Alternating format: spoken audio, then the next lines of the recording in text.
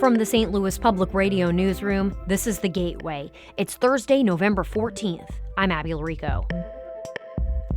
Missouri playwrights Katie Lehman and Hazel McIntyre have spent the past several years working on plays that touch on self-discovery, growth, loss, and womanhood after being incarcerated. You start kind of doing self-discovery archaeology and okay, well, I'm feeling something. What is the name of this feeling? Well, maybe we should write a poem about it. Or I need to get my feelings out. Prison Performing Arts Alumni Association is presenting those plays at a local black box theater. More on that story coming up after this news on The Gateway. St. Louis County is putting its own freeze on the Senior Property Tax Freeze program. Its popularity has overwhelmed the software that was specifically designed for it. Software developers are currently upgrading the system to handle the demand. The application process is currently on pause, but is expected to be up and running again by 8 a.m. on Monday. More than 30,000 applications have been submitted since October 1st. The deadline to apply for the program is June 30th, 2025. Two new studies from St. Louis University researchers indicate only a small portion of patients are receiving palliative care. That refers to treatment to manage side effects, symptoms, and mental health issues in people with cancer and other severe illnesses. St. Louis Public Radio's Sarah Fenton reports. Palliative care can also include helping with insurance coverage and other practical support. One of the studies found fewer than 1 in 5 of newly diagnosed patients with heart failure received palliative care consultations. Although research shows it improves the quality of life for patients, study author and SLU School of Medicine research scientist Zidong Zhang says it's rarely offered. Even patients with worse condition like pancreatic cancer, still just a small portion of them receive properly and timely palliative care. Zhang also found Black people are significantly less likely to receive palliative care after they're diagnosed with heart failure. I'm Sarah Fenton, St. Louis Public Radio. The St. Louis Zoo is testing a new security system to help keep weapons out. The technology is not a metal detector, but is similar to machines at Mercy Hospital and City Park that detect things including firearms and explosives.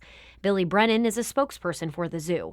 He says the goal is to increase safety without adding too much delay for visitors. We do anticipate there being a little extra time, but we've been kind of trying to time that and understand do we need to have what type of signage and what type of people do we need out to get people prepared for coming in? Brennan says the zoo is not responding to a specific event. Rather, this is part of its multi-year plan to increase safety for staff, guests, and animals. The board president for St. Louis County's Special School District has stepped down. Katie Potroff said in a statement that she's leaving her position to focus more on her family. She became president in 2023 after being elected to the board in 2019. She did not plan to run for re-election in the spring. Potroff's resignation comes as the school district is dealing with a $50 million deficit and a hiring freeze for this school year. The special school district is the largest in the state that serves students with specialized needs. The Missouri Department of Transportation has a new director. As St. Louis Public Radio's Sarah Kellogg reports, the new head of the department has worked there for over 40 years. The Missouri Highways and Transportation Commission announced that Ed Hassinger will be the new director of the department. Hassinger is replacing former director Patrick McKenna, who served from 2015 to 2024.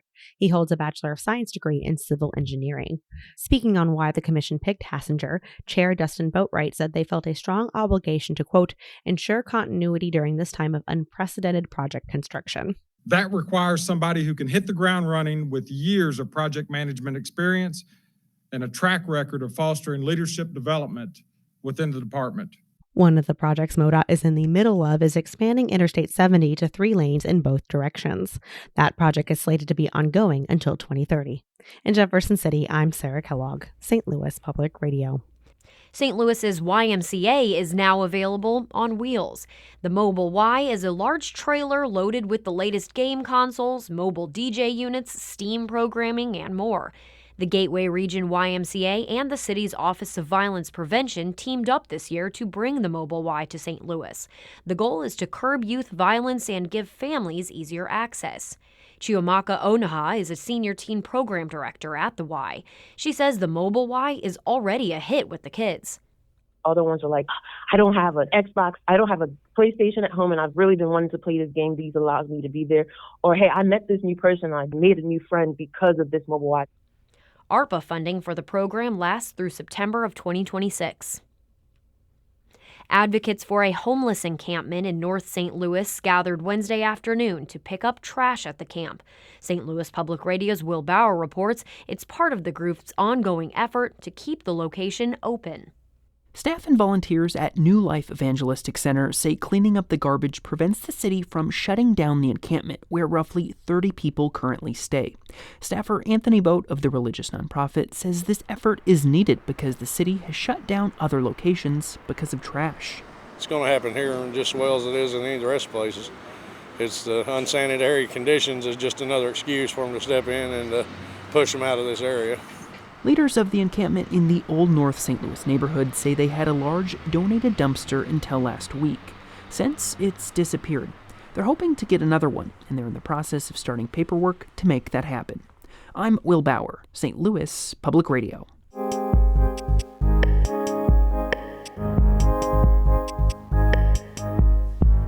For 25 years, Prison Performing Arts has given detainees in Missouri prisons the chance to act and star in theater productions. But what happens after they're released? As St. Louis Public Radio's Chad Davis reports, 2 alumni members are taking their experiences to Greenfinch Theater in St. Louis today, with plays focused on what it's like to be home. There's a part in the play Don't Be a Hero, Thank You, where the main character, Kate, remembers her friend Verna, a woman doing life in prison with no chance of parole. Kate knows that Verna may never see her home again. There are times when I'm struck with crippling grief that I get to have a beautiful sunset on my back porch, but Verna may never have that again. So many people won't. LaWanda Jackson plays Kate in the play and hopes it opens people's eyes about the people who can't leave prison and what it's like for those who can come home. Everything has changed around you. The people around you have changed. People are different. People have grown. People have left. And you're trying to be this new person in a new world, and no one sees you as that person. The play is one of 2 productions that the Prison Performing Arts Alumni Association is putting on this week at Greenfinch Theater and Dive Bar. Don't Be a Hero, Thank You is about a woman who returns home after a decade in prison and is based on playwright Katie Lehman's own journey. In prison, she was depressed and thought her life was over. Then she discovered the arts program. You start kind of doing self-discovery archaeology and like, okay, well, I'm feeling something. What is the name of this feeling? Well, maybe we should write a poem about it. Or I need to get my feelings out. Lehman was released in 2021 after serving about 10 years for bank robbery. She started writing the play to work through those feelings. Just like a baby cries, its first few moments, in the delivery room, you cry out to the world and you just feel everything so much more intensely than, people that are used to it. And so the play was a way for me to work through all of that. Rachel Tibbetts is the artistic director for Prison Performing Arts. She says the plays take on serious topics without dwelling on the playwrights' and actors' pain. I don't think that we have to dig into our own trauma to make art. It's good to see, that we're kind of moving away from that. That's why there are moments of humor throughout the play, like when Jackson describes what it's like to exert her femininity while in prison, how women are often given men's clothing and then have to make adjustments to look and feel more feminine. Then, when I got a pair of tight jeans and some eyeshadow, I felt like a total sex worker. The play Go Before I Do was written by Hazel McIntyre, who served about 2 years for writing fake checks. She says it's not about incarceration, nor is it completely based on her own experiences. It's about a woman who tries reconciling with her dad at a bar after years apart and the death of her mother.